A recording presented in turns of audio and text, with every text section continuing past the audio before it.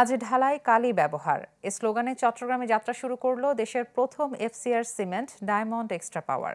সকালে নগরের একটি হোটেলে নতুন এ ব্র্যান্ডের উদ্বোধন করেন ইঞ্জিনিয়ার্স ইনস্টিটিউশন চট্টগ্রাম সেন্টারের চেয়ারম্যান ইঞ্জিনিয়ার মানজারে খোরশেদ আলম।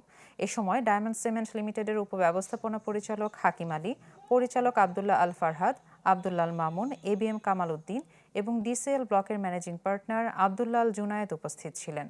অনুষ্ঠানে জানানো হয়, দ্রুত ও শক্তিশালী বৈশিষ্ট্য নিয়ে বাজারে আসা এ পণ্য দেশের নির্মাণ শিল্পে নতুন দিগন্ত খুলে দিবে।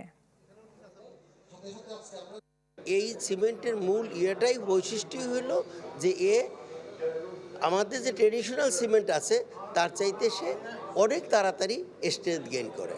এই চট্টগ্রাম থেকে আমরা যাত্রা শুরু করছি। এই সিমেন্টটা হলো অতিরিক্ত শক্তি দেবে প্রাথমিক পর্যায়ে, যেটাকে আমরা ইংরেজিতে র্যাপিড হার্ডিং বলছি।